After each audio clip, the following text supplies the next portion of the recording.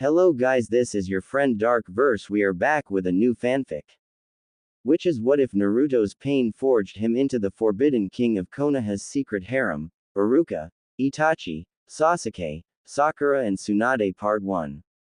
And if you enjoy this fanfic then please press the like button and subscribe to my channel for more fanfic like this. And no start a new fanfic.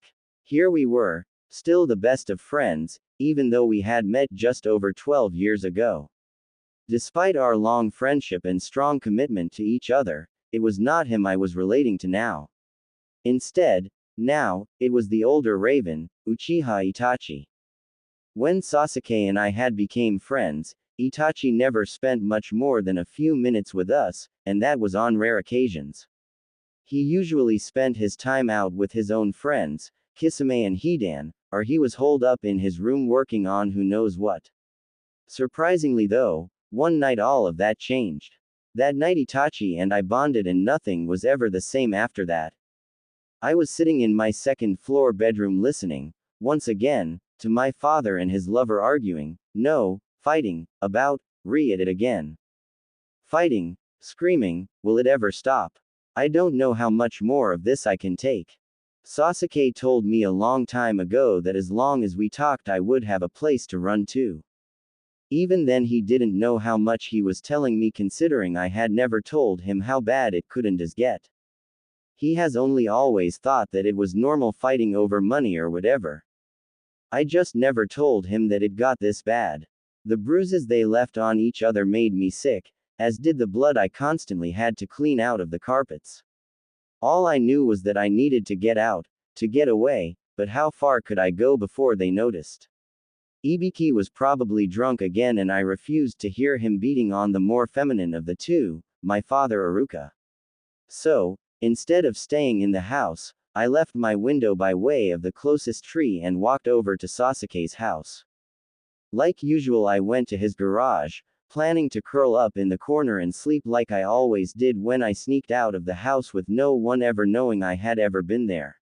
Tonight was different though. When I got into the cold place right inside the window, barely inside the garage, I saw the shadow of a man standing perfectly still, watching me. For a mere instant I thought it was Sasuke watching me, but this man was far too tall to have been my friend. What are you doing here, Uzumaki? His voice wasn't harsh, but it wasn't soft either, it was a detached monotone, though there was a certain melody apparent. Itachi. I didn't think you'd be out here. I'm sorry I disturbed you. I turned to leave but stopped and looked back when I heard him soften a small amount. You just got here, Naruto, don't be in such a rush. Come, tell me why you are sneaking around our garage at 1 o'clock in the morning. For the first time since I'd met him 12 years ago Itachi seemed open, soft, and caring. You've never called me Naruto before, I whispered softly. You have always called me Uzumaki. Well, Naruto is your name, isn't it? His voice reeked of sarcasm, though it still seemed kind. Yes, but, I was confused by his sudden kindness. Where was this coming from? Well then I should be able to call you that, right? I could hear the smile in his voice. I closed my eyes, picturing the light smirk play across his full and lovely lips. He was so beautiful, especially with his Naruto. His sudden question pulled me from my reverie and caused my cheeks to blush a slight pink. Yes. Why was he being so nice to me? You never told me why you are in our garage. My eyes had gotten used to the darkness by now so I could see him beckoning me to him. I walked to where he held his arms out, surprised when he wrapped them around me and pulled me into his lap. He was so warm. It's a long story, I whispered as I leaned my head back onto his shoulder, I couldn't help it. Surprisingly enough he laid his head against mine instead of repelling me like I thought he would. I've got time, Naru. His voice was as soft as his cheek against my forehead. Did Itachi seriously just call me Naru? Okay. If you really want to know. I was hesitant in telling him but his concern seemed so sincere. Well you know that Iruka is my father and Ibiki is basically my stepfather right? I hope to God that telling him the one thing that not even my best friend knew about wouldn't backfire into my face. Yes, I remember. He actually sounded interested in what I was about to say. Okay. Well, about a year after they got together, Ibiki had some trouble at work which caused him to start drinking. Ibiki is not a nice drunk. Every time he drank, he started beating Iruka into a bloody pulp. Then it started getting worse. The more he drank, the more violent he got. Usually after they fought, I would have to go clean up all the stains and whatever, or I would get the rest of Ibiki's anger taken out on me since Iruka was no longer conscious. Remembering all of those horrible nights caused a few quiet tears to fall. Itachi then turned me around so that I could still sit on his lap, but he could watch me tell him my tale at the same time. His eyes searched my face, looking for something that was unknown to me. So anyway, tonight Ibiki found out that for the last 6 months or so Iruka has been having an affair with a man named Kakashi and was planning on leaving him as soon as he could afford to. Ibiki was furious. I'm not sure what happened exactly since I came here, but I called Kakashi on my way out so that he could save my father for at least a little while. I'd felt that warm liquid running down my cheeks earlier, and though now it had started falling again, I only felt the soft pale skin of Itachi's right hand. Naru, do you come here every time they fight? Itachi's voice was soft, not wishing to infringe upon the blonde's thoughts. Yes, unless Ibiki gets to me before I can get out my window. Please don't say anything, Itachi. Naruto could see a fury unlike any he had seen before in the cool eyes of this older raven. Iruka is working on a way to get us away from him, so it won't be much longer. He looked into those angry eyes, scared that Itachi would do something rash and get all of them hurt in the process. Alright, I won't take any action toward Ibiki, but if he touches you again, promise me that I will be the first to know and that you will tell me immediately. His voice was strong, commanding, and hard to refuse. Yes, Itachi, I promise. Over the next few days, things at the Uzumaki residence were not happy, though the violence seemed to be over. Itachi was spending a lot more time with Sasuke and Naruto, volunteering to drive them around town in his black and red Ferrari. After about a week of this special attention, Sasuke became suspicious of his brother's actions. Itachi, what's going on? The younger Uchiha asked on their way to pick up the blonde. What do you mean, Sas? Itachi knew exactly what his brother was talking about, which only annoyed Sasuke further. I mean, why are you so interested in spending time with us all of a sudden? You never wanted to before, and now that's all you ever do. Sasuke tried not to allow too much annoyance to fill his voice, but Itachi heard it anyway. Am I not allowed to spend time with my brother and his friend? Looks like Sasuke wasn't going to give up on this riddle. It's not that I care, because I don't, I just want to know why. You don't like him, do you? 2 months had passed since I told Itachi the secrets of my past. 2 months and nothing bad had happened to him. Maybe I could tell Sasuke and everything would be okay. After I told Itachi, he started hanging out with his brother and me a lot more. He gave me his cell phone number in case anything happened and I needed him right away, I would be able to reach him. I called him once, and after that we started calling each other every night. I never knew how much fun we could have just talking about nothing. Then about a month ago, while we were joking with each other on the phone, I said we should go out sometime, only half jokingly, and he actually agreed. We started spending every day with each other, and when things with Ibiki got really bad, I climbed in his window and we talked all night, instead of me sleeping in the garage. It was that first night that I slept in his room he decided we should go out publicly. I'll be taking tomorrow off so we can spend the day together. I wasn't a whole world to see me with my Naru. His voice was so orgasmic that I couldn't help but agree, not that I would have disagreed anyway. Alright, if you really want to. I spoke softly, my words muffled by the fact that my head was snuggled against his neck. Good morning, sleeping beauty. His voice was soft against my neck, waking me gently. I groaned, rolling over to see him standing near the bed holding a tray of food. What the? What's with the tray? Breakfast in bed, Naru, what did you think it was? I blushed slightly at his sarcasm, not quite fully awake yet. Oh, for me, I just couldn't get past his kindness.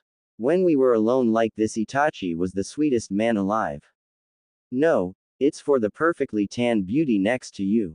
I turned to look. Stop being so insecure, Naru, of course it's for you. He laughed lightly, rolling his eyes and placing the tray in my lap, its contents unbelievable. There was bacon, eggs, toast, pancakes, a glass of orange juice and a small bowl of ramen on the side. I couldn't wait to chow down. Oh my god, Itachi, do you really think I can eat all this? My sarcasm was obvious and my smile wide. No, Naru, I'm sure you could eat twice that and more. He grinned at me, his smile lighting his eyes. Now enjoy, I'll be back up in a few minutes to take the tray downstairs and get you in the shower. His grin shocked and surprised me, but I blew it off as merely a joke and eagerly dug into my breakfast. The hot water flowed over my body, flattening my usually wild hair. I stood still, letting my muscles relax under the pressure of the water, breathing deep of the steam that had so quickly filled the room. The door opened. I turned my head at the sound of the lock clicking in place and what thudded like clothes hitting the floor. Naru, that water must be really warm to fill up the room with steam that fast. Itachi's whispered voice almost missed my ears as I looked into his smiling eyes, the water still pounding on my head. Itachi, did you need something in here?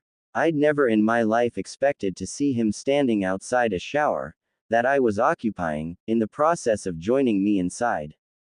Yes, actually, Naru, I was hoping you could do something for me, he spoke gently while placing a pale hand on my tanned shoulder. His eyes were soft, inviting me to them. I wrapped my arms around his waist, pulling him closer, his exciting me. What could I do for you, love? I looked up his body, my eyes taking in his perfectly toned chest muscles, jealous of the water running over him. Feeling his full lips crush themselves over mine was my only response. The kiss caused a small moan to erupt from me. I used what was left of my self-control to pull my hands up to his pecs and push away from him, gasping. Itachi. I was curious as to where his sudden affection was coming from, he usually was so controlled. Trust me, Naru, I'll be gentle. His eyes were full of passion and I wanted more than anything to take from him all that he was offering me, but I'd never done anything like this before. Can I handle him? I looked at his painfully perfect face, already knowing that I trusted him and would let him do whatever he pleased to me. I nodded. He smiled erotically, watching the water cover my face, his hands moving across my back, removing what space there was left between us. Again he crushed his lips to mine, sucking out what little amount of oxygen I had so far regained from his last kiss. I moaned as he pushed me against the wet inner wall of the shower, bringing both of my hands to rest above my head, holding them with only one of his own. His other hand traveled over my chest, followed closely by his untamed mouth. I couldn't help but allow the soft though passionate sounds to escape my throat. His fingers lingered just above my hip bones for an instant before he let his nails trace just above the water-soaked tuft of blonde hair, his touch sending bolts of lightning up through my stomach. He was sucking and nibbling in my nipple, turning it a bruised violet. His combination of teeth and fingernails drove me to the edge, causing the hot water from the still running shower to mix with the pre-cum that covered the head of my now trembling erection. I groaned wildly, thanking all that is holy that we were the only ones in the Uchiha household. At the sound of my extreme pleasure, Itachi tore into me. His large pale fingers ran over to briefly and gently squeeze my before two of them pushed into the round pink hole that had so clearly been begging for attention. They probed into me, massaging the tight and unused muscles, throwing my body into pure nirvana. Those fingers scissored into me, stretching and preparing me for his growing erection. The pain of his movements was not enough to even compare to the reverberating pleasure that was rolling itself throughout my body. Oh Itachi, oh, my God. I couldn't help but scream out his name. What he was doing to me was the best torture I had ever endured. He was still smiling at me, the points of his canines peeking over his bottom lip, causing his grin to look that much more enticing. His eyes, so filled with lust and some other emotion I had not seen there before, threw my body into deeper convulsions, forcing my stomach to tighten, squeezing his fingers, and slightly louder moans to erupt from my now open mouth. Tell me when you're ready for me, Naru, only then will you get all that you ask for. He chuckled wickedly, his free hand roaming over my now huge erection. I watched as it briefly rubbed against his hand, sending shivers up my spine and wrapping my legs around his waist. He held me like that, one hand continuing to scissor into me while the other was held against the small of my back. My hands, now released and caught up in the pleasure, dug into his back, leaving welts and scratches up the entire length. The water was thankfully still running warm against our heated skins. Ida, I screamed as he removed his hand from my back to settle just below my erection, firmly though gently squeezing my balls. Tell me what you want, Naru. The velvet voice hot against the skin of my abdomen. Lifting me gently, he lowered his face towards the wet tuft of blonde hair just beneath my jutting hip bones. The intake of my breath stopped abruptly as I realized where his lips were headed. He once again pinned me against the water-drowned wall, kissing lower as he moved. He removed his fingers from the slightly swollen pink hole that they had so recently been pleasuring. I whined at that. His now free hand moved to place my legs atop his broad shoulders while his second hand continued to caress my testicles. His mouth swallowed my erection then, his tongue tantalizingly soft and wet against my most sensitive skin. He suckled gently, enjoying the taste of my heat and loving the whining moans that escaped me every time his teeth nipped or tongue moved. Now, Ida, I need you. I couldn't help but practically beg. His mouth was just too much for me. Already he had pushed me to the edge and I needed the nirvana that his hands had been promising me. Please. No need to beg, Naru, though it has an appealing nature. He smiled, sliding his fingers back into me so as to be sure I was truly ready for him. I groaned at his movement, my eyes rolling to the back of my head. After only a few seconds of his returned scissoring motion, he pulled me closer into him and with my intake of breath he made entrance. Stars. I swear I saw stars. The head of his erection rammed into me, throwing my entire body into convulsions. The immense size that filled me was incredible. His strong arms wound around me, allowing his movements to become stronger. The water pounded over us, rinsing his stomach of my pre-cum mixture. One of my hands dug deeper into the flesh of his back every time he pounded into me, while my other hand slid across the wet tiles of the shower. He pulled my hand between us, placing it around my throbbing erection. Ah! My groans continued to get louder as his throaty moans joined in. I bounced with him, causing him to push deeper into me. He was nearing my prostate, his hand still massaging my testicles. His throbbing penis touched my prostate lightly, causing me to scream out in pleasure. Oh God! The way he felt against my skin was beyond anything I had ever felt before. I kissed hard into his neck, attempting to muffle my sounds. Squeeze it, Naru. He pulled me away from me only enough to allow my hand to move with him in perfect rhythm. My hand embraced my own erection, moving in time with each's movements. His speed increased as did the friction in my hand. My lips covered his neck, sucking and biting as he neared the spot that we both wished he would touch. Naru, be careful there, you know what that'll do to me, he moaned into my ear, his cheek against mine. That's why I do it. Even though he was my semi, I could still get to him like no one else could. I bit into him, sucking harder than usual, leaving a violent purple bruise. Naru, he growled deeply, squeezing me tighter to him and pushing farther in than he had been before.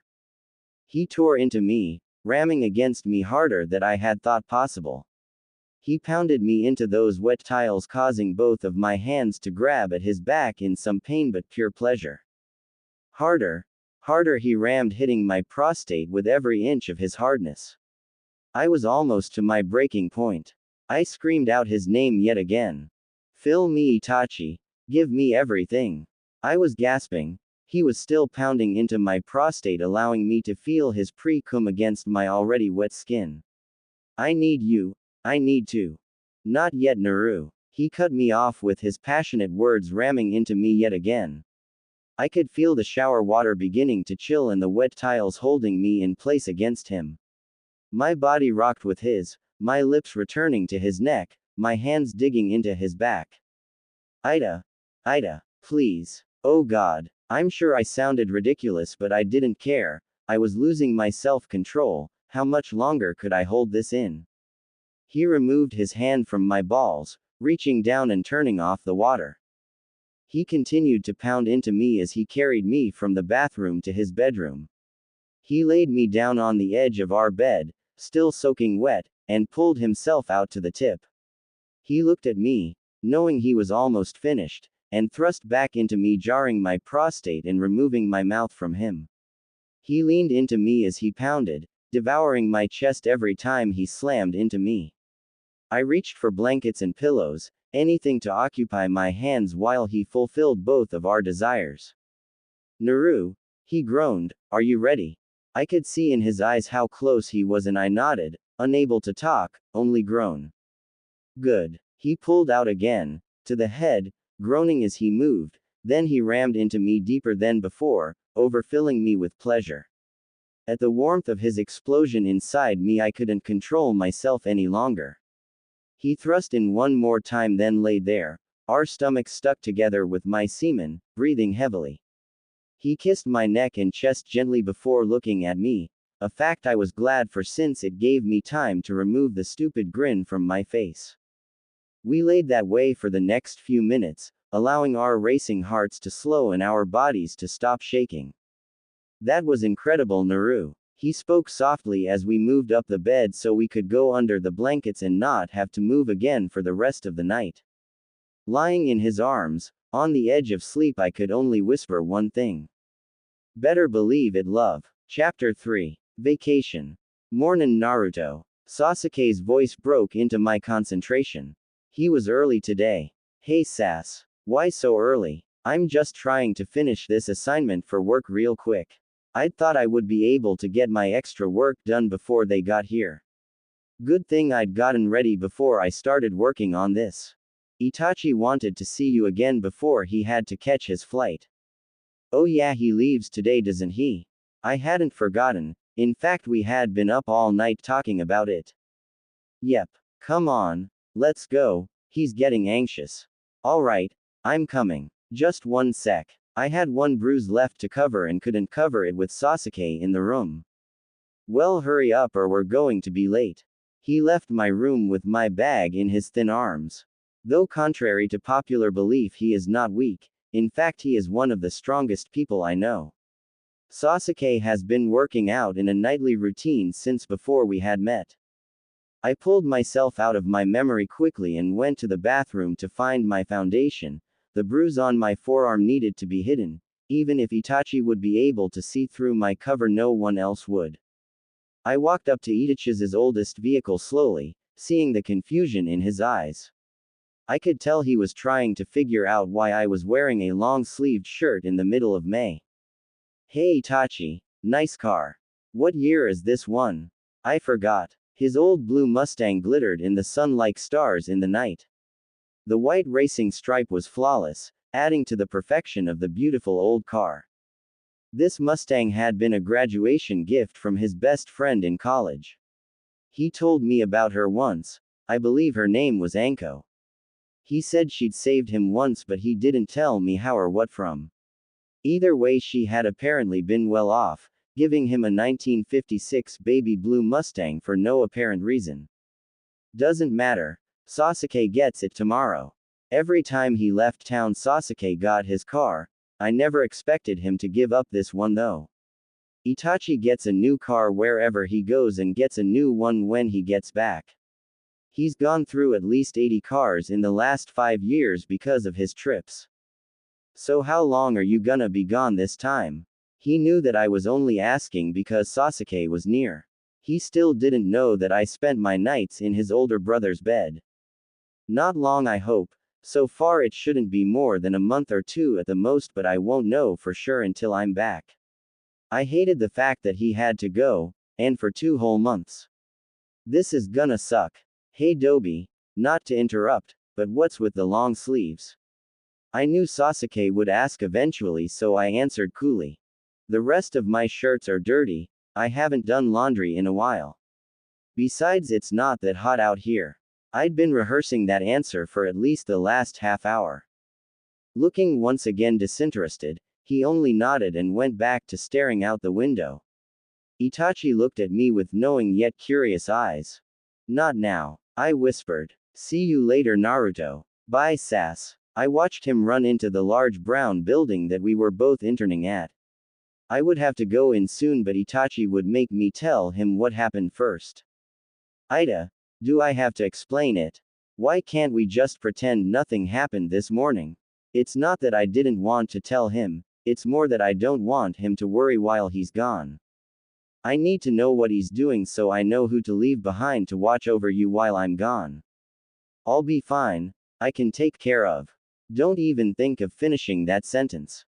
Now, tell me what happened. His voice was worried and demanding. Not telling him seemed to hurt him more than telling him would.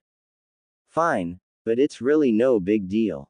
Don't give me that look. All that happened was after breakfast I was going to go back upstairs when Ibiki grabbed my arm and told me to go do the dishes.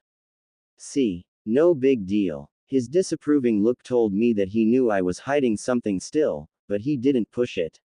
Now go catch that plane and don't worry about me, I'll be fine as long as you hurry back home to me. Oh Naru, you know I will. Please be careful while I'm gone, if anything happens to you I'll never forgive myself. His concern was obvious, his fear apparent. I'll do my best, just hurry back, love. I really didn't want him to go. Now go to work, I gotta catch that flight. Okay, see you soon. I turned to go but stopped when he grabbed my arm.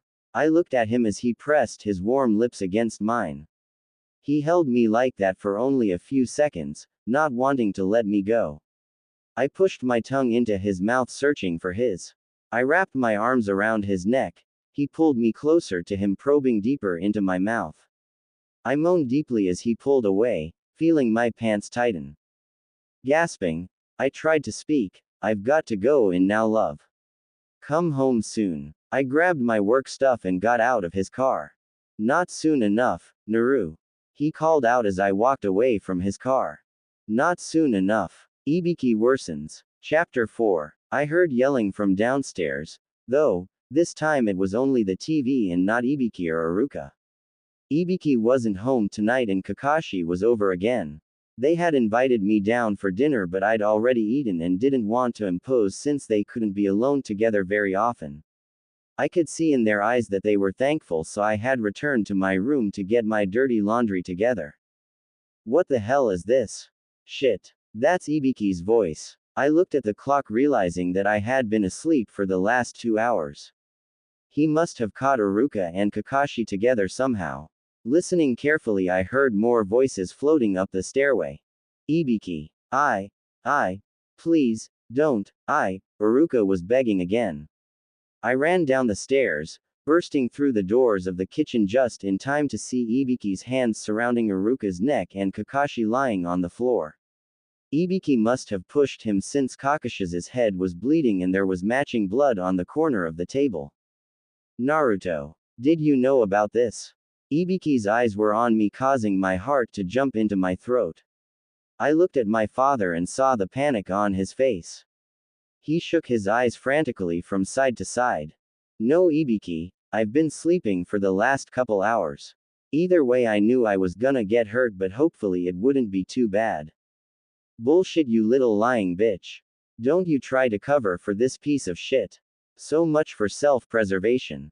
No, honestly, the hard punch to my left cheek efficiently shut me up.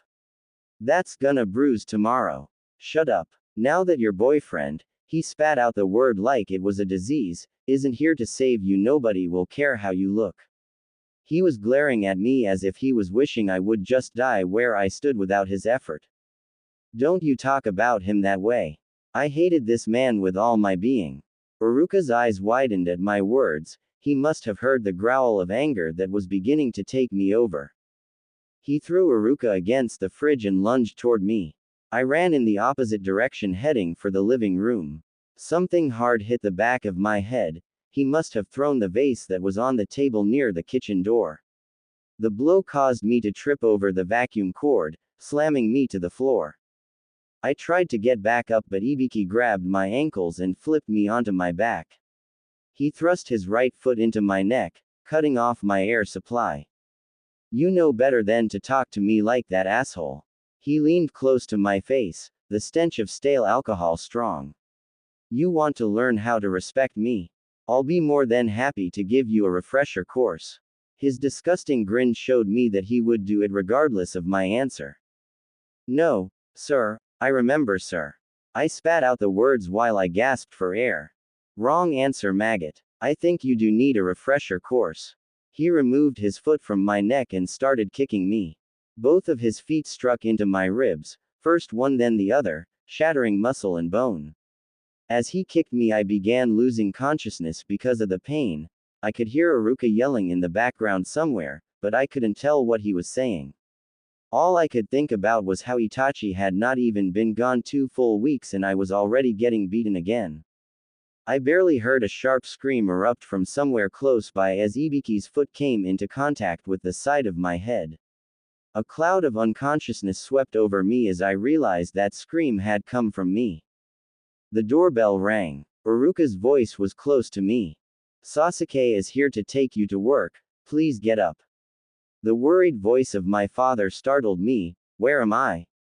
I'll tell him you're in the shower if you hurry. I groaned in pain as I opened my eyes and tried to move. Okay, I grumbled. He helped me stand slowly, the pain of my ribs throbbing.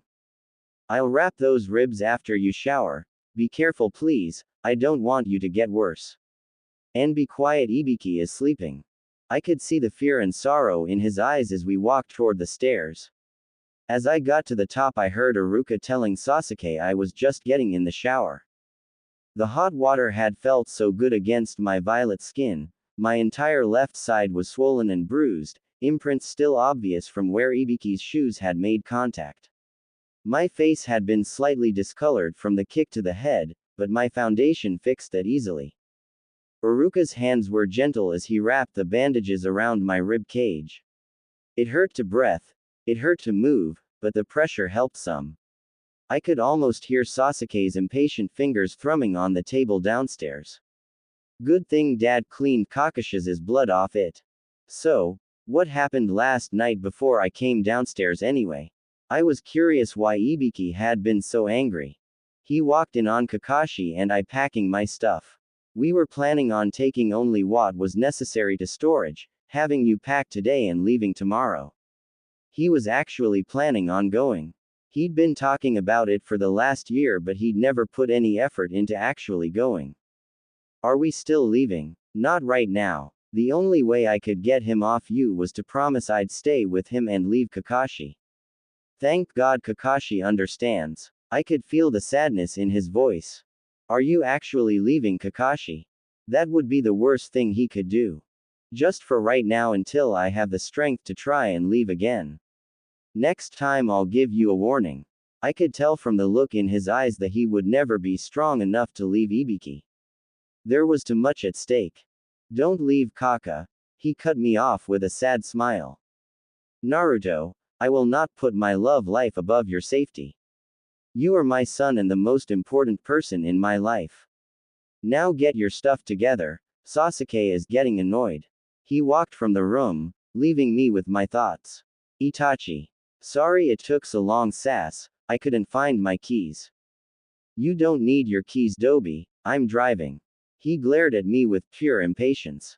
I do for after work when I get home. God, my ribs hurt so bad. Okay, fine. Come on, let's go. Work was uneventful as always. It wasn't until I got home that things got interesting. About 10 minutes after I walked in the front door, my phone rang. Hello. Good afternoon, Naru. I made it safely as promised. I'm officially in the United States. Nice timing, love. I just walked into the house. Forgetting the pain in my ribs, I inhaled deeply, causing me to wince. What's wrong, Naru? The concern in his voice was obvious. Nothing. My ribs are just a little sore. No big deal, I promise. I wish he wouldn't worry. Ibiki. The disgust in his voice was strong. Yes. But like I said, no big deal. Naru, I have to go. Tell me as soon as he touches you again. I'll call again soon. Something must be happening. He seemed rushed. Bye, love. I spoke into a dead line. Pounded on his window. I would have gone into the garage like I used to, but Itachi had made me promise him I'd go to Sasuke if I had any problems. He rolled over, his movements heavy with sleep, probably hoping he was dreaming since it was somewhere around 2 a.m. When he saw me, all of the tiredness seemed to melt from him and he ran to open the window. Naruto, what are you doing here? His obvious surprise covered his face. Sorry, Sasuke. I needed to get out of that house. Can I come in? It's freezing out here. My stuttering surprised us both and caused him to push his window open farther and help pull me inside. Sit down, I'll get you some dry clothes. How long has it been raining out there? He tossed me some clothes, then ran into Itachi's room to get me a blanket. So, not that I have a problem but why exactly are you in my bedroom at 2 a.m.? He spoke as he was walking back into the room. Thankfully I wasn't shivering anymore, but I still took the blanket gladly. I'm sorry I woke you up, Sasuke. I would have gone into your brother's room, but he's not here and I couldn't stand to be alone. He looked deep into my eyes, reflecting confusion and pain in his own. Just tell me what's going on, Naruto. You've been acting really strange since Itachi left. The jealousy I saw flicker across his face confused me. I'm sorry I didn't tell you before, I just wasn't sure how. I still don't even really know where to begin. I never told you because I was afraid that it could happen to you too, but I guess it's safe enough now. I couldn't look him in the eye, I was afraid of seeing the emotions playing on his face. I don't think he could hurt you anymore. Who is he? Sasuke's voice broke into my memories.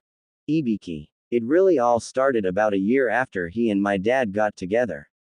We were about 9 then, weren't we? Anyways, the first year was great. Iruka had finally gotten over his abandonment issues that she had left him with. They were happy. Iruka was smiling more than I had seen him in years. I spoke quietly, not wanting to unveil my past, but feeling forced to. But then Ibiki started having problems at work, so he started drinking, causing Iruka and I to realize he is not a nice drunk. I could see Sasuke's eyes growing larger as he began to understand how false my excuses for the cuts and bruises really were. The first time Ibiki came home drunk, he beat the living shit out of Iruka. After he was done, he went to bed and we prayed it wouldn't happen again. Our nights went like that constantly until I was about 14. That's when it got even worse. After he finished beating Iruka one night, he called out to me as he was walking up the stairs. He was still angry. That was the very first time he turned on me. I started crying then. He reached out to me. I knew my hurt was covering my face. He'd never seen me like this before. I'd always acted so happy around him, I continued. I only put up with him coming after me a few times before I started sneaking out and spending my nights in your garage. I just couldn't stay near that house anymore. Only a few more words and I could be done reliving this nightmare. So that's why I could never come to your house when we were kids. His voice was soft, strained. But I'm still confused on something. How does Itachi fit into all this? Genuine worry, confusion, jealousy and concern covered his face and filled his eyes. One night a while ago when I got into your garage, Itachi found me. He held me close while I told him all of this and he made me feel like everything would be okay. I could see the betrayal on his face. Please don't be hurt that I told him before I told you. Sasuke, I was afraid he'd hurt you too. He looked so hurt. The pain in his eyes hurt me, burned me. Well, for the last 6 months or so Aruka has been seeing Kakashi on his side, and the other night Ibiki found out that Aruka was not only cheating on him but also was planning to leave him. He wasn't even very drunk, he was just so pissed. What? Is that why you took so long the other morning? I wished the ache would leave his face. Yay. Ibiki cracked a few of my ribs and they've been a little sore, no big deal though. Do you think you could do something for me? His eyes lit up in surprise. Anything you now that. I'd never seen that look before. He looked as if he really would do absolutely anything I asked. Would it be okay if I stayed here for a few days, just to give things at home some time to cool off? I was so exhausted from everything. Of course you can, Naruto. Stay as long as you like. Thanks, Sasuke. I'll pay you back someday. I walked over to his mini couch and laid down. I was just so tired. I curled myself into a comfortable position and closed my eyes, welcoming sleep with eagerness. Wow, I never thought things could be this much better. I still feel partially incomplete without Itachi here, but I still get to come home to his bed every day, so it isn't too horrible. And I don't have to worry about hiding anything from Sasuke anymore, so things with him are so very much better. I've officially been living in the Uchiha household for about 3 weeks now. Itachi has been gone for close to 9 weeks already and seems unable to find any chance of a fast return. I try not to be obvious in my misery of his absence, but, as usual, Sasuke sees straight through me. Hey Naruto. Sasuke's voice shattered my thoughts. Yeah, I called back to him as he threw open the door. Whatcha doin'? His excitement almost scared me. Nothing. Hey, let's go get some drinks. My parents are out for the weekend and I'm free to use all I want. He was far too excited, but we both knew I could use a break from reality for a while. Sure. I guess. Why do you want to drink so badly though? Curiosity gripped me. I dunno. Come on. He ran downstairs with me close behind him. I walked into the kitchen and saw Sasuke, sporting nothing but dark blue and black gym shorts, surrounded by at least 20 different bottles of alcohol, dozens of mixing containers, and 2 glasses. Here, he shoved a glass into my hand. Try this. I looked into the salted margarita glass in my hand, wondering what was in the pale blue liquid inside. It's blue coconut. I took it willingly, drinking the concoction in 3 large gulps. That's good sass. I spoke quickly as he handed me another glass. Those lips. Oh God, those lips. They reminded me of something, but every time I got close to knowing what that thing was, he'd kiss me again. Sasuke's mouth covered every inch of my body. His tongue is incredible. His hands gripped into me, squeezing and rubbing me. Naruto. He whispered my name as he teased me ear with his tongue.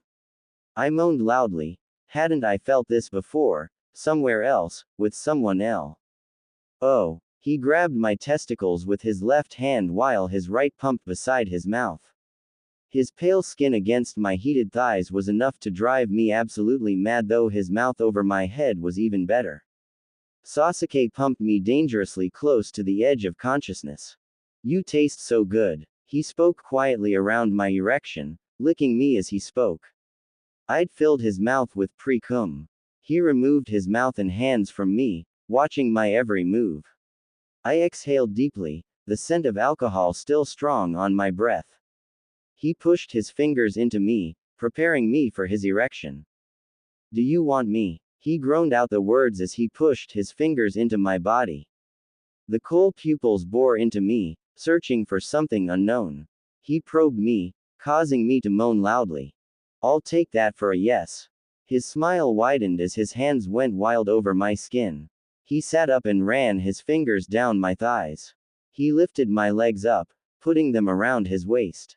As soon as I was seated on him, he rammed himself into me. I screamed out, partially in pain, mostly in pleasure. Oh, don't you say that. Never say that when you're with me. He pulled out of me and sat unmoving. He looked at me, his eyes full of pain, anger, and sadness. I'm sorry, Naruto. I shouldn't have. I'm sorry. I realized then what I should have known all along. I grabbed the blanket from his bed and ran down the stairs. I raced into the bathroom for the longest shower of my life. The water that covered my face was not from the faucet above me. May I come in? The hot water had cleared my senses and the alcohol was far from my system now. I stood outside his door, unmoving and worried. It's not locked. Sasuke's voice sounded small and stained with guilt. I walked in, slowly, to see him leaning against his bed and wall on the floor. His voice trailed away in the silence. What happened, Sas? Where did that come from? Forget it. His voice was hurt and very much angry. How can I? Please tell me, Sasuke. I sat on the opposite corner of his bed. Not close to him, but close enough I could still read his eyes. We talked for nearly 2 hours in his room, and now I lay in bed, completely confused. Sasuke's in love with me, he apparently has been for years. I'd never realized my best friend was in love with me. His words continued to run circles in my head. Does Itachi know how strongly the younger Uchiha feels? I fell asleep then, lying on my back, staring at the ceiling, thinking of what would come next. Be back soon. I need to get some more stuff from my dad's house. I called up the stairs. Okay. Sasuke's voice echoed from the upper hall. If I'm not back in an hour, call 911. I joked about Ibiki all the time now, but I still worried something might happen. Shaking my head, I closed the door behind me and headed back to get my stuff. Welcome home, Naruto. I knew that voice. My entire body froze as I realized who it was coming from.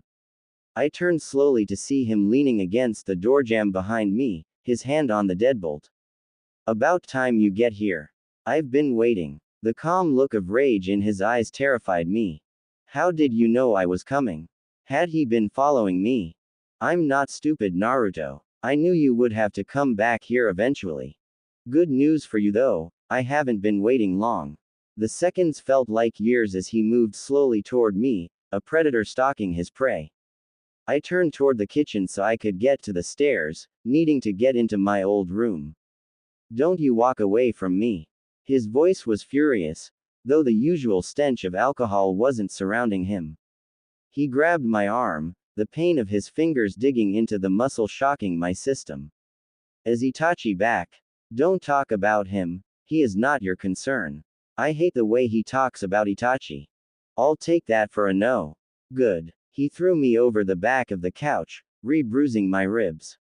He laid on top of me before I'd had a chance to move. He crushed his lips onto mine, forcing the air from my body. His hand moved down toward the button on my jeans. I pulled my hands up into my chest and pushed against him with all my weight. He toppled off of me onto the floor, fury filling his face. He returned to his feet, glaring at me. You little bitch. I got up, running for the door. My fingers brushed the cold metal of the doorknob as I felt Iruka's soapstone hit me hard on the base of my neck. I fell forward, landing hard, hearing my wrist snap. I laid there briefly, just long enough for Ibiki to catch up to me with a swift kick to my right hip, his steel-toed boot tearing into the muscle. No, I didn't mean to scream, but the pain had overwhelmed me.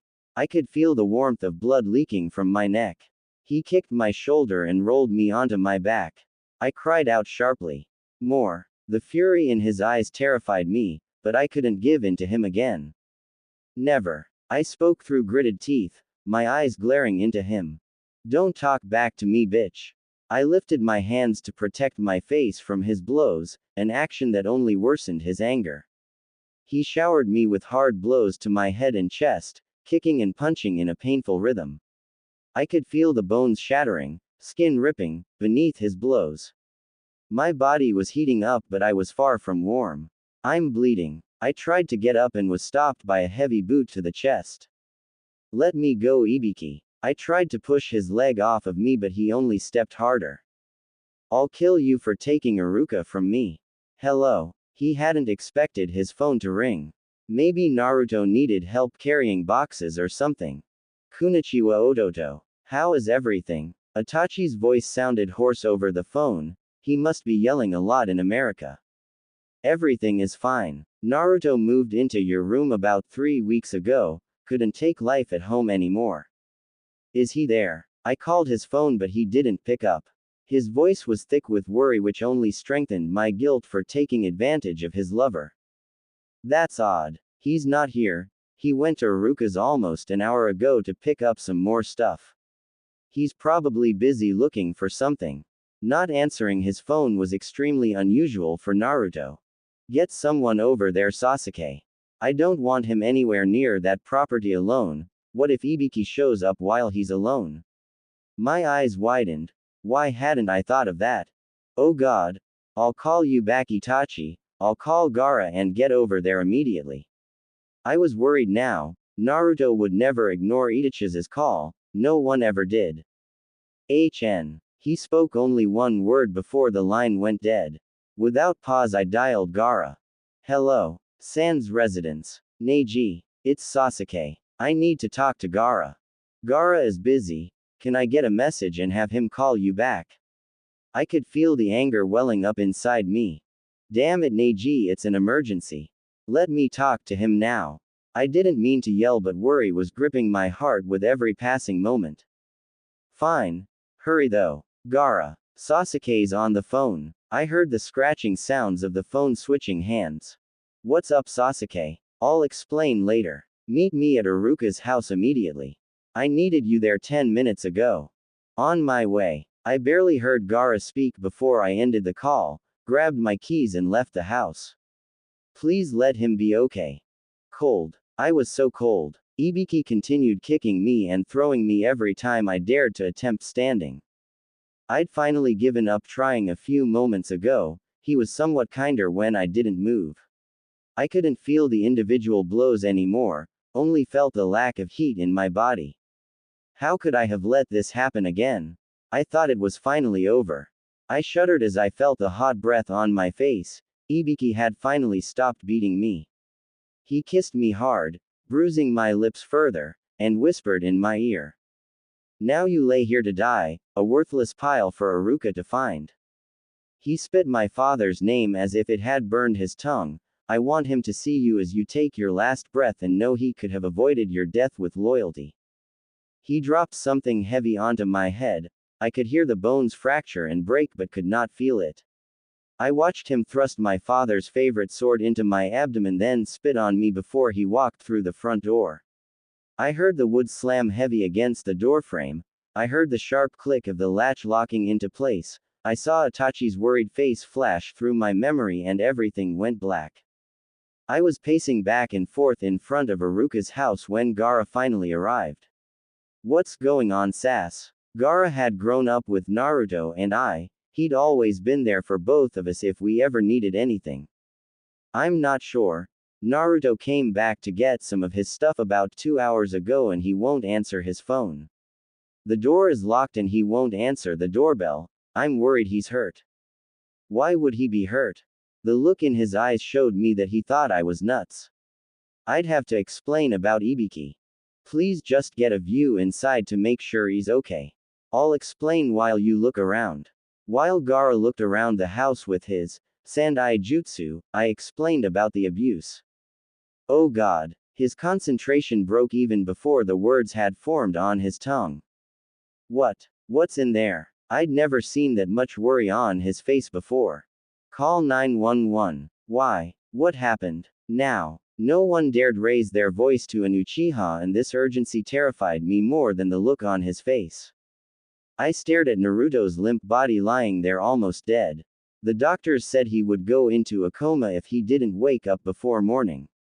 Aruka had come in earlier to see him but hadn't stayed long. He said the guilt was too much and he had something important he needed to do. Gaara had left only a few moments ago and had only left to pick up Neji. He should be back soon, I hope. I've been sitting here, watching my best friend's mangled body hoping for some sign of movement, for nearly 6 hours now. Kisame told me to go home and rest but Naruto would need someone to be here when he woke up. My voice has been the only human sound filling this empty room. I speak hoping to get a reaction. Why didn't I go with him? If he doesn't make it through this, I don't know what. Sas. The painfully heavy voice caused my head to jerk up. Naruto. You're awake. I was so happy to see those beautifully cerulean eyes finally open. Where am I? He looked utterly confused. The hospital. It's okay. The doctor said you'd be fine as long as you woke up, and you did. I'll be right back. I've got to find your doctor. I pushed the button to call the nurse and raced into the hallway to find the doctors. Looked around the room, vaguely studying the white walls and plain laminate flooring. Sasuke said this was my 6th day here lying in this flat bed. My eyes glanced over to the pastel floral pattern covering the obviously uncomfortable chair still occupied by Sasuke. He still hadn't left my side. Sasuke. Yeah, he looked at me, eager to do anything I asked of him. Why isn't Itachi here? I mean no offense, and you've been so helpful, but he hasn't even called. I need to see him. The pain of missing my Ida soaked my voice. He doesn't know you're in here, Naruto. I told Kisame not to call until we have more diagnostic information. You don't want him to worry, do you? The flat voice that answered me was obviously hiding something. I really need to talk to him, Sasuke. I could feel the medication starting to take the edge off my pain again. Thank God for morphine. I'd overheard the doctor talking with my father this morning. They had been talking about my injuries. Apparently I'd lost too much blood and had too many broken bones to even attempt movement for another 2 months. Hell, I couldn't eat because the spinal damage in my neck, and they'd shaved most of my hair so they could stitch up my scalp. When he had finally spoken to me, he'd said I was lucky to even be alive. With a determined sadness in his voice he spoke firmly, you can talk to him when you're stronger, but right now you need to rest. I wanted to roll over and pretend Sasuke wasn't sitting there, keeping me from Itachi, but I couldn't, so instead I settled for spitting out an angry, whatever, while tightly closing my eyes. I felt like hell had rammed me headfirst into a brick wall with a steamroller set on fast. The doctor told me, while Sasuke was out of the room earlier, that I had a fractured skull, broken ribs, a broken shoulder, 2 broken hips, bruising on most of my internal organs, not to mention that about 75% of my body was covered in stitches. Maybe it was a good thing that Itachi didn't know, he would have killed Ibiki on the spot. But I knew something Sasuke couldn't know, I only had a 50% chance of even surviving the next week. Without opening my eyes I whispered, Sasuke. I hated being the first to break the silence that had fallen between us. Yeah. His stubborn voice held no sorrow but was thick with exhaustion. What if I don't make it out of this hospital bed? I mean, if I don't survive, then I'll never get to say goodbye to him if you won't let me call. He'll be worried that I haven't answered or returned his calls. Tears pushed their way through my eyelashes. I don't want to die with him thinking I'm mad at him or ignoring him. Please, Sasuke, just let me call. Anger shook through my body. I shouldn't have to beg to speak to my lover. You're not going to die, Naruto. Don't talk like that.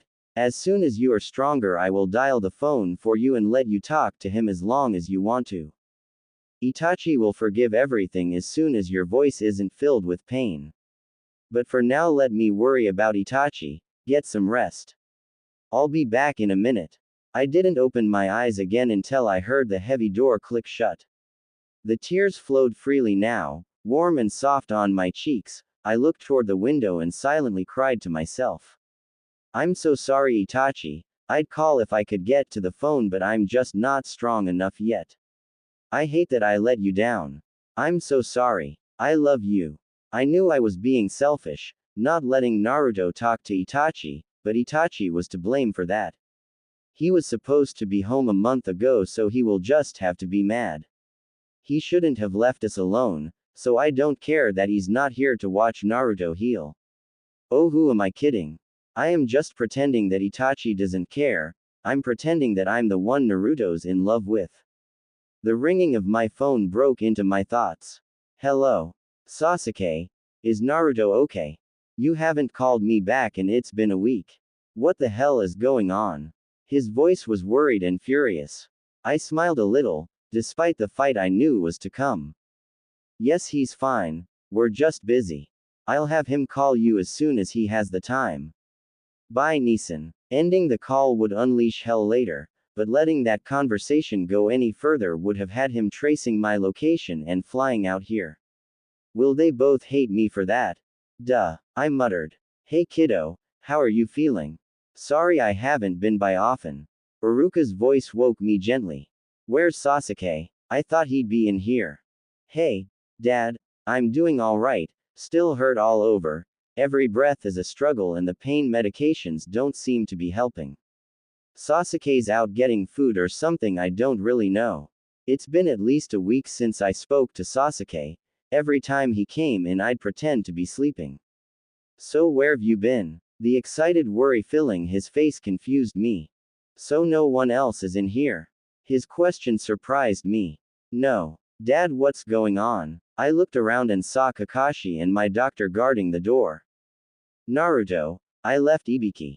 His actions were inexcusable and we're going to keep you safe from now on, but to do so I need your help. Are you up to it? Confusion filled my face but I nodded anyway. What do I need to do? Couldn't wait to return home, to return to him. I hadn't heard from my Naru in weeks. God, how I hoped he was okay. I'd been gone for almost 5 months, wishing every second that I had never left. I'd missed him so much, even more once his calls had stopped. If Ibiki has hurt his perfect body, I swear I will kill him. That man just doesn't deserve to live. Coming as a slight surprise, I found Kisame waiting for me at the airport alone. I thought Naru would be here. What was wrong with Kisame's eyes? He had his smile as usual, but there was emptiness in his eyes. Something was wrong. What's wrong, Kisame? What happened? His stature worried me, but his speechlessness worried me even more. Damn it, Kisame, tell me. Fear gripped me. His eyes were pleading, begging me not to ask any more questions. Wait until we get back to your house, please. They will tell you there. His voice was softly quiet and incredibly sad. Wait, why? I wasn't sure what to think. Please. The pain in his voice honestly hurt my heart. Oh, okay. The short drive home was silent, the air heavy. I called Naruto's phone at least 100 times, each time only getting his voicemail. It hit me as soon as I walked into my parents' house, something just wasn't right. I saw my little brother Sasuke sitting on the couch looking as if he hadn't eaten or slept in days. What was going on here? Sasuke, what's wrong? I was almost afraid to ask, almost. He looked at me with a pain in his eyes that I had never seen before, and then he began to cry. His lithe frame shook to the point I was afraid he would literally fall to pieces in front of me. And for the first time since his 6th birthday I held him. I wasn't sure what to do, but I could tell he needed me. He's gone, Itachi. Gone. What was he talking about?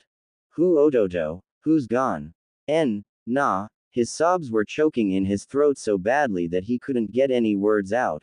He just sat there in my arms shaking, only confusing me further. Who? I had to get to the bottom of this. Nah. Naruto. His sobs ripped out of his shaking body as he said the name of my Naru. What? Gone? Gone where? What happened? I was asking everyone in the room the question that in my heart I already knew the answer to. That bastard Ibiki is gonna die. I swear if I ever catch him I'll kill him. Kisame finally broke out of his awkward silence and told me what had happened over the last few weeks. Damn Naru and his pride. He should have told me over the phone. I would have come home. As I spoke to them my heart was breaking. I knew now that I would never see him again. Never again see those bright blue eyes or his perfectly tanned skin. Why didn't you call me? Why wasn't I informed? I should have been there. I should have known. I deserved to have been told. Whose idea was it not to tell me? I was furious, and for plenty of reasons I sure as hell deserved to be. A small voice from the corner whispered, barely audible.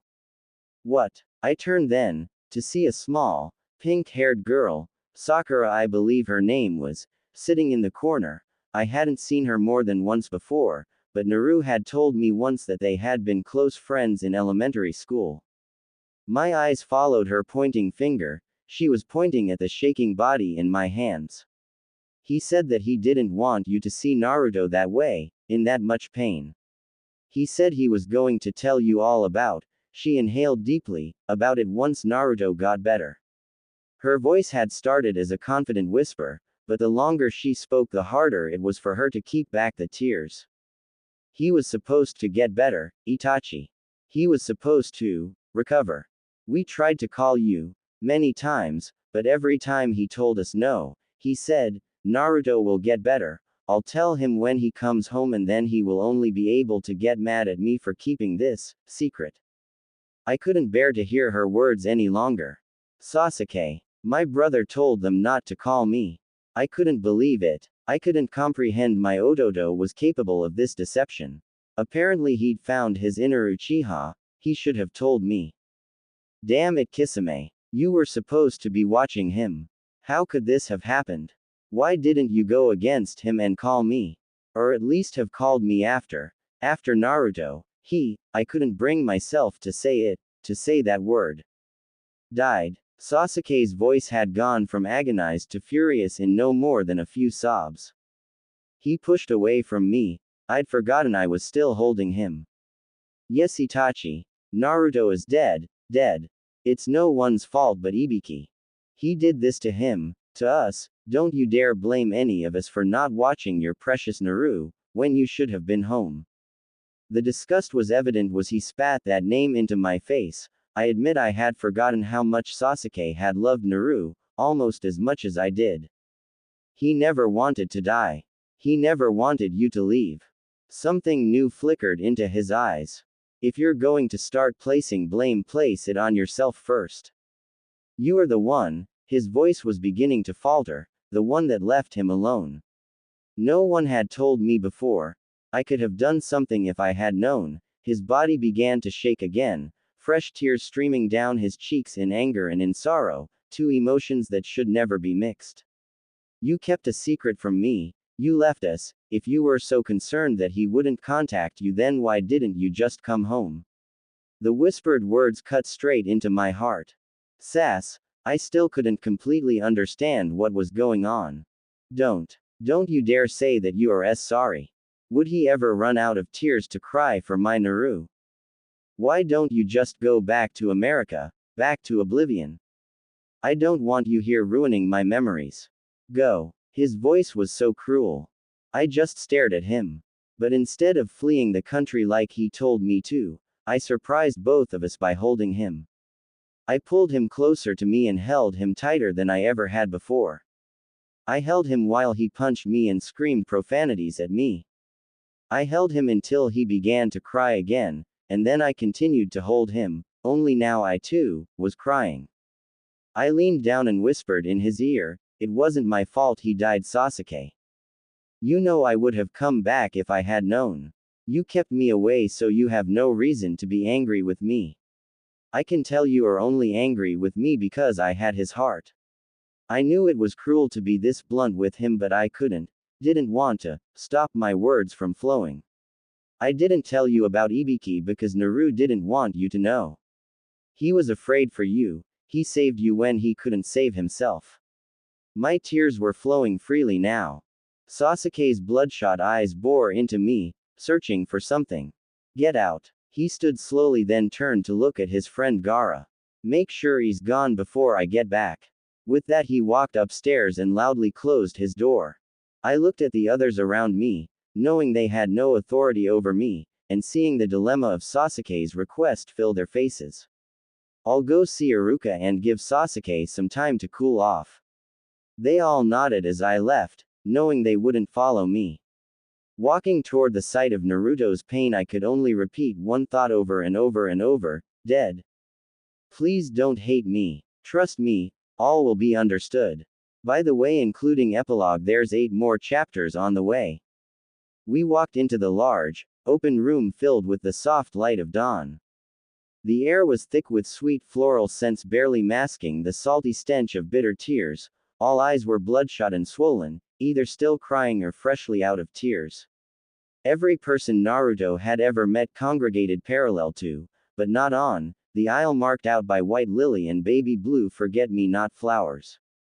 We all knew where that aisle led to, though no one seemed able to allow their eyes to follow it to the large black casket at the end. Itachi and I had decided to lay him in a glossy black casket trimmed in pure white gold, with a closed lid that was best for everyone. Naruto wouldn't have wanted anyone to see him bruised and beaten like that. His picture sat atop the lid, the famous Uzumaki smile assuring everyone that he was, as all had known him, happy. Kakashi walked next to me, his covered face serious, eyes distant. Itachi walked on my other side, with Sasuke next to him. Both of the Uchiha faces held a tear-stained sadness, detached, though neither cried. The Uchiha clan pride kept their tears from falling anywhere but in their home, though all could easily see the pain they carried with them. I hated seeing pain on their faces, but there was nothing I could do. Tears silently ran down my cheeks. Unable to lift my eyes high enough to view the casket and grieving persons around me, I turned to find an empty seat, though instead I found myself embraced by a familiar face. Oh Iruka, I'm so sorry for your loss. If there is anything I can do, please, don't hesitate to ask. She looked up at me, usually bright eyes dimmed with grief. Thank you Sakura, I'll be sure to let you know if I think of anything. The most important thing you can do now is don't forget how much he cared for you. I smiled sadly as I turned away from her. Everyone was trying to be so comforting, only adding to my misery. I wandered from group to group until I felt a light tap on my shoulder. Iruka. Taking instant relief in that voice, I exhaled heavily. Yes Kakashi. I wanted to run from this depressing place. You're getting pale love, sit and rest, let them come to you. Worry filled his eyes. I don't want their sympathies. I want them to let me grieve in peace. You know as well as I do that Naruto never would have wanted all this. Lifting my hands in exasperation I sighed, misery. He would have begged everyone to smile, to be happy that his pain was gone. You know as well as I do that he would have hated all these tears. My voice was rising, anger building in my chest. Iruka, love, calm down. This won't last much longer. Soon we will go, a few more minutes and all this will be behind us forever.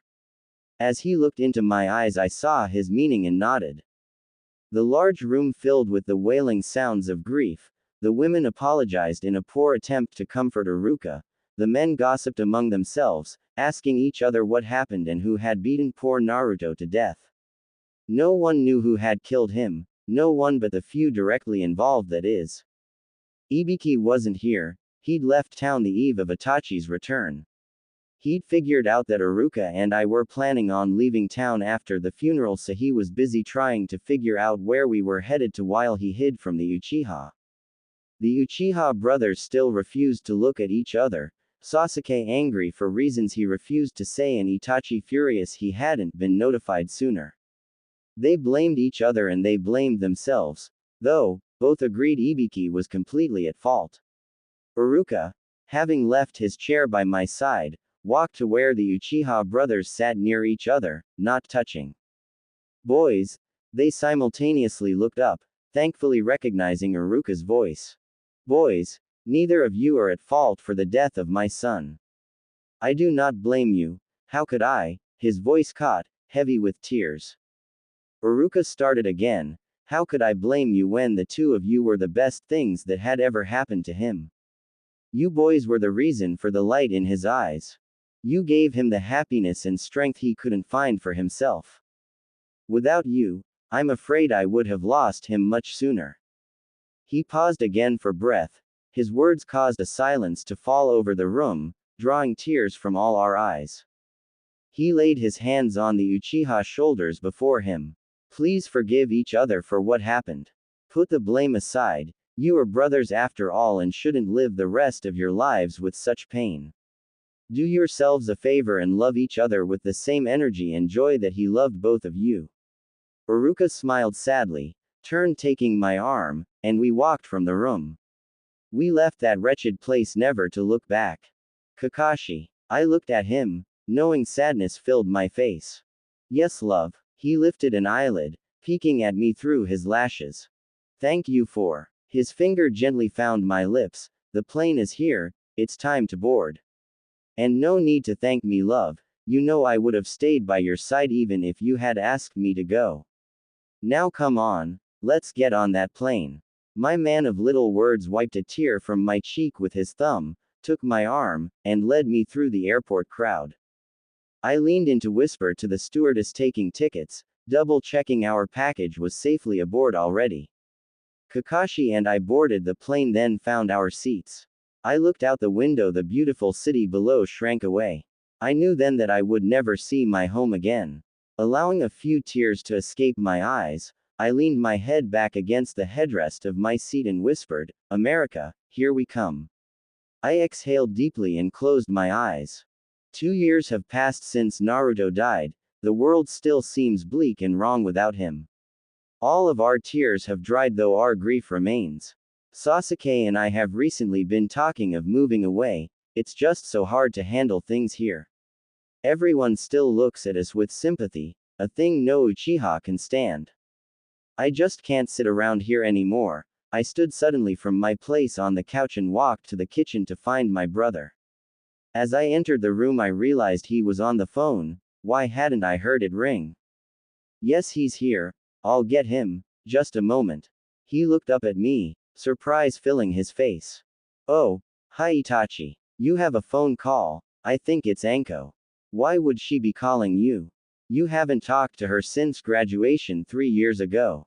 I nodded, wondering the same thing, and took the phone, waving him from the room. Hello. Hello Itachi. Sorry to bother you, I know we haven't spoken in a while. Her voice was different than I remembered, older. No bother Anko, how have you been? I was curious to see why after 3 years of silence she was calling me now. Well, that's what I needed to talk to you about actually, but I'd like to do so in person. Would you mind if I came by the house? She sounded strained and nervous. Sure, of course you can come by. Are you close? I heard her inhale deeply like a weight had been lifted. I'll be there in 10 minutes. I stood there staring at the silent phone, obvious confusion on my face. What could she need to see me about? I moved quickly to the stairwell and yelled up to my brother, Sasuke, Anko will be here in 10 and needs to speak privately. Show her to my office. The indifference in his voice proved he would leave us in peace. She'd walked into my office no more than 5 minutes prior, though her heavy silent stare made it feel like an eternity. Finally I saw her lips part and she broke the silence. I know this is sudden, 3 years of no contact. Now, I have a secret to tell you and a favor to ask. She wouldn't look me in the eye. Anything, Anko. You know all you need to do is ask. The look on her face worried me. Well, do you remember the party we went to before graduation? Yeah, a small grin played over my lips at the memory. We were both trashed that night. I don't remember anything after the first 20 minutes. Yeah, we did drink a lot, though you had a lot more than I did. I do remember that night. Her eyes were worried. You told me you didn't. I was so confused. I could feel it in my face. About that. What? Well, after a couple hours of drinking you and I got a little hot and heavy, you could say. Her eyes dropped from my face straight to the floor, her cheeks flushed. We slept together. I heard the shock break my voice. I saw her shoulders flinch slightly, like I had hit her. More than once that night actually. I heard the pride in her voice and knew instantly my reaction had hurt her. Anyway, I didn't tell you before because you were finally finding your feet and everything was going so well for you. Her eyes remained on the floor. What do you mean you never told me? Never told me what? Well, the word barely brushed her lips when her eyes met mine and I knew she saw the recognition wash over my face. I got you. I couldn't form the words. I named her Nara. We'd talked about it once, about how you would name them after your brother's friend if you ever had kids. You never did tell me why though. Nara. I couldn't wipe the shock from my face. I'm sorry I didn't tell you sooner. How old? My question caught me off guard, it came so suddenly. I have a daughter. She'll be 4 soon, on January 17th. I brought her photo album if you wanted to see her. She smiled as her fingers traced the corners of what I guessed was the album, on her lap. Thanks. So you said you had a favor to ask also. I held out my hand for the album, which she placed on my palm. I wasn't trying to change the subject, I was just completely out of things to say. How are people supposed to react to this? Yeah, her eyes retreated back to the floor, would be willing to become a part of her life. Are you moving back to town? Because if you are, I can tell you right now I can't do that. Actually, I was hoping you two would get along well enough that I could disappear for a while. Don't get me wrong, I love that girl more than anything in this world, I just can't take care of her anymore and I was hoping you could. For the first time since her arrival, I noticed how pale she looked. There were dark purple bruises under her eyes and her skin was paler than mine. Her hair was thinner than I remembered and she wasn't covered in the usual layers of makeup. Anko, are you sick? The only way I could ever imagine her giving up on anything was if she physically couldn't care for it anymore. I have to leave the country for a while and I can't afford to take her with me, so I was hoping you could keep her until I get back. The way she avoided my question only proved its truth. How long will you be gone? Having a child in the picture would drastically change things. Not long, I hope a month or 2 at the most. She sounded remorseful. Well, Sasuke and I have been talking about moving to America in the next week or 2, sighed Dawn. That's perfect. I had the choice to go either to Europe or America, and this way I could still see her. Her excited words cut me off. It seemed she was trying to force this child on me. Well, I'll talk with Sasuke about it and if you could bring her here to meet us. Again she cut me off. Actually, she's already here. I left her in the car with my driver, though he's probably brought her in by now. I sighed. Maybe having a child wouldn't be so bad. Okay. Give me a moment to talk to my brother. Go ahead and make yourself comfortable in the living room. She followed me into the living room, practically running me over as I stopped dead in my tracks. There, sitting in Naruto's favorite recliner, was a small girl talking with Sasuke. She had shoulder-length dirty blonde hair and enormous, cerulean blue eyes. Her clothes were brightly colored and obviously custom-fitted. Her blouse was unbuttoned and hanging over a pale pink tank top. Her skirt was the same shade of pink, though it was covered in small purple and blue flowers. I couldn't help but stare. Her pale skin and large smile matched Sasuke and I perfectly. She was definitely an Uchiha. She looked up at the sound of my step and at seeing her mother got up and ran toward us, her smile widening. Before she reached her mother, who was still behind me, she stood not more than 12 inches from me and looked up slowly, taking me in. Daddy. My heart melted instantly at her small voice.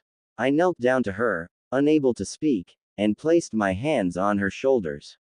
She's been looking at old photos and videos of you since she was old enough to sit up on her own. Anko's voice was soft behind me. I nodded, realizing Nara was the perfect name for this small child. She had his eyes.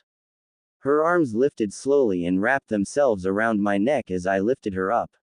I looked back at Anko, nodded, then looked back at Sasuke. We have an addition to the Uchiha family. He smiled at me. Are we still leaving? I nodded. She's coming with us. I looked at Anko again. They both are. Life with a 4-year-old is not an easy one. We decided to buy a large house outside of a town in California called Los Angeles. I'd been here many times before and thought it would be a place that, though busy, would help Sasuke and I move on from our grief and accept our new lives. The busy city bustled around us as we unpacked our boxes. Kisame and my other friends had come here a week ago and set up our furniture and things. Now we were arranging the rooms to our preferences. Sasuke was in his room down the hall from the kitchen. Anko was in the kitchen. She'd told me on the plane that she would teach Sasuke how to cook if it was the last thing she did. Nara had just run past me, already up the stairs before I could stop her. Daddy, which one is my room? I couldn't help but smile at her young voice. This one here, Nara. I pointed to the door across from the bathroom near the stairway. Your room is in here. She grinned up at me widely and pushed open her door. Oh, Papa, it's beautiful. She ran into the medium-sized room, spinning wildly trying to take it all in. Anko and Sasuke had decorated the room together.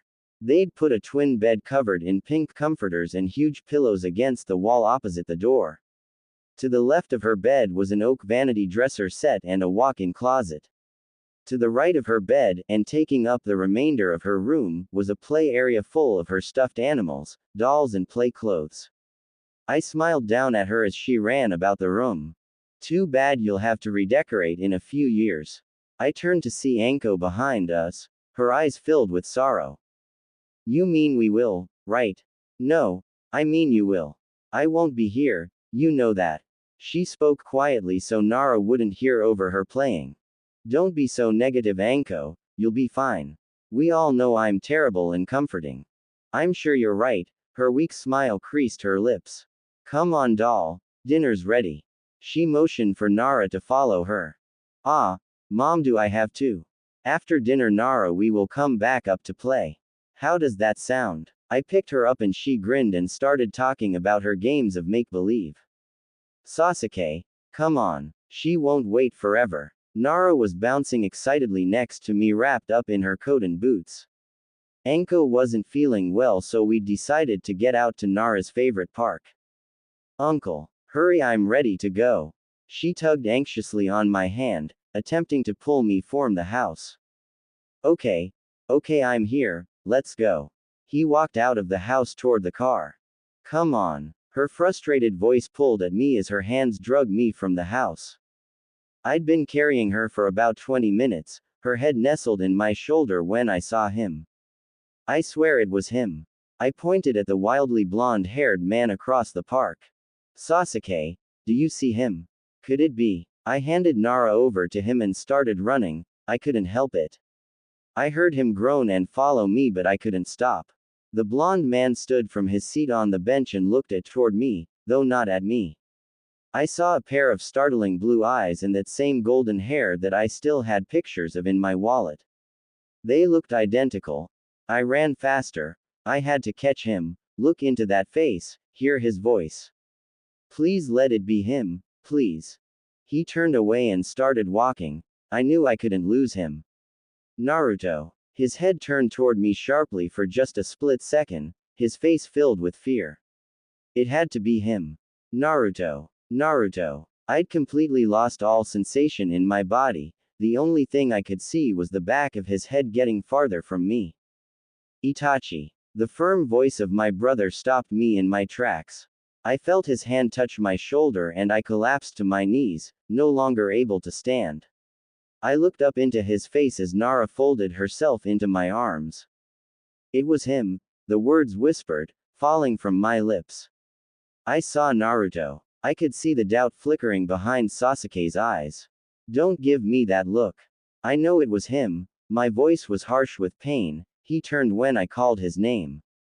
Sasuke stared at me, his eyes widening as I turned back to where I had last seen my Naruto's face. I had to find him. I wouldn't lose him again. Could he really still be alive? I held Nara close to me as I whispered his name again.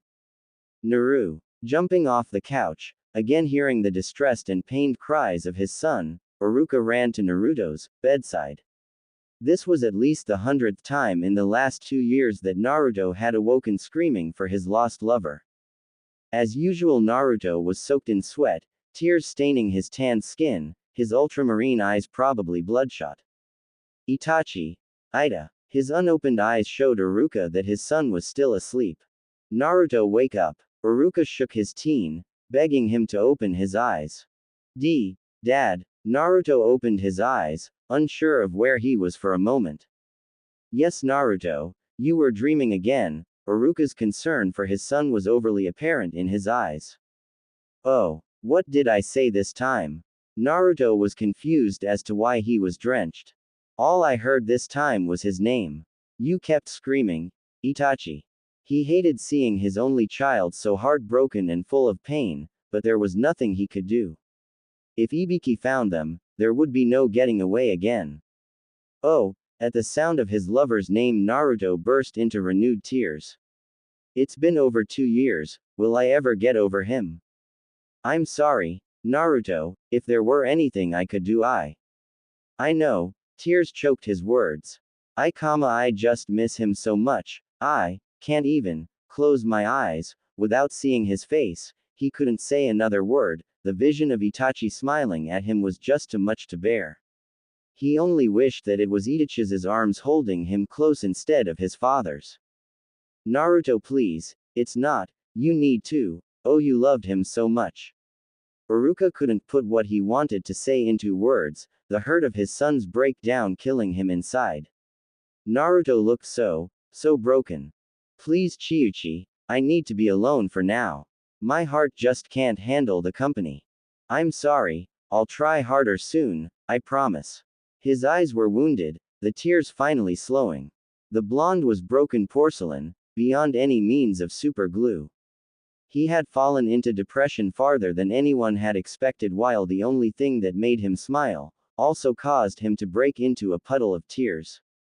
Even though leaving Tokyo, leaving Itachi, had hurt him so badly, his love for that tall, handsome raven was still just as strong. In silence, Iruka kissed the blonde's forehead and walked from the room, slowly closing the door behind him. Is he okay? Kakashi looked distraught, no doubt curious about what was ailing Naruto this time. I hope so. He was screaming for Itachi again. Iruka sat on the couch next to his lover, all of his energy suddenly gone. He said something interesting when he woke up though. He said while he was at the park yesterday he could have sworn he heard Itachi calling out to him. He looked at Kakashi, the worry dominant in his eyes. It is possible, you know, Itachi did come here a lot for work. Do you think he was really there? Kakashi always was trying to find the logical side of everything. I'm not sure which would be better, Naruto imagining things or Itachi finding him alive. I don't know what to do. I could hear my Kakashi and Iruka talking downstairs, worrying about me again. I closed my door and stumbled back to my bed. My arms wrapped themselves around me automatically as soon as the tears began to fall again. Itachi's voice was echoing inside my skull, Naruto. I just couldn't make it stop. Could he really have been there? These last 2 years have been complete hell for me. Living without Itachi has been unbearable and I'm not sure how much more of it I can take. Are my father's worries right? Could Itachi really be here? What if he finds me? Knock, knock. I recognized Kakashi's voice. Can I come in? I rolled over to face the door, my swollen eyes still throbbing and the tears threatening to resurface. I guess. I still didn't want company, but I knew he was worried about me. Naruto, you need to get some fresh air. Get up. Get dressed. I'm taking you out for a while. He pulled the blankets from me to the floor. No, Kakashi, I'm just not up to it today. Please, just let me sleep. I rolled back over and closed my eyes. Okay, that's fine, you don't have to do anything at all. I heard him turn and walk away from the bedside, so I assumed he was headed out the door. I was wrong. He grabbed my arms and pulled me up to a sitting position. He pulled something over my head, then the same to my arms. I opened my eyes. What are you doing, Kakashi? He looked at me like this was the first time I'd spoken in months. I told you we were going out and you wouldn't have to do anything. So you're getting dressed and we're going out. He flashed his famous Kakashi grin at me. So shall I get your pants or can you do that yourself? I rolled my eyes at him and grabbed my pants from him. Good. He smiled wider. Be downstairs in 10 minutes. I nodded before he left the room. Maybe this time Kakashi will see him too. I exhaled deeply and got out of bed to put on my pants. In 10 minutes I would have to pretend to be okay again. In 10 minutes I would have to face the public without him by my side. Naruto. I looked up into Kakashi's eyes, he looked so worried. Yeah, I know this separation thing has been really hard on you and that's understandable, I just want to help you. Will you please tell me about whatever it is that's going on? I looked into his uncovered eyes. Like what, Kakashi? I tried to pretend not to know what he was talking about, but not even my masks are that good. Don't play dumb, Naruto. I hear you screaming at night and Iruka told me you believe you saw him the other day. He was practically begging for me to let him help. I didn't see him, Kakashi. I heard him. I thought I saw him, but I wasn't sure since I was late getting home and I couldn't go find out. I swear it was him though, Kakashi. A voice behind us cut off my word. We both turned to see what looked just like Itachi running toward us. Kakashi. I poked him in the side. This is just like how it was when I heard him, only it was my name he was screaming. The look on Kakashi's face was pure astonishment. It really did happen. He whispered softly. Naruto. He has the same voice. Kakashi was still whispering. You see him too then? I couldn't believe I was actually watching Itachi running toward us. Yeah, I see him. Kakashi was stunned. That was all I needed, Itachi. I couldn't stand still any longer. I was so sure it was him. I started running toward him. In an instant I could see his face clearly. Itachi. As soon as his name crossed my lips he started running faster. It really is him. I pushed myself to run faster. I had to reach him. Naruto. My name burst from his lips as I fell into his embrace, exasperated, his arms wrapped around me. Itachi. I couldn't believe it was really him, the same scent and warmth I hadn't forgotten.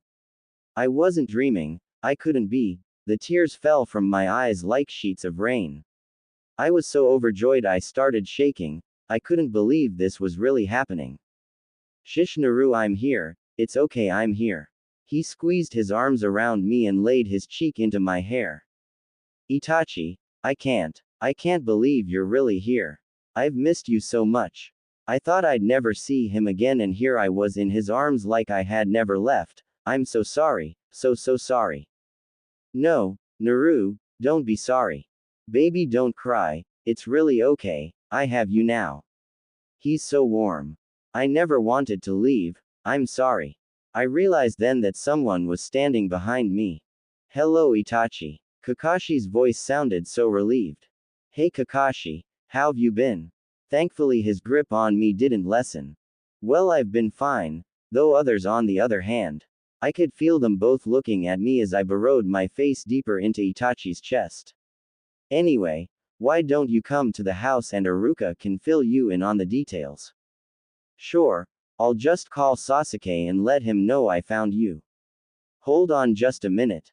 I shuddered as one of his arms released me to get his phone. Hey Sasuke. Yeah, it was.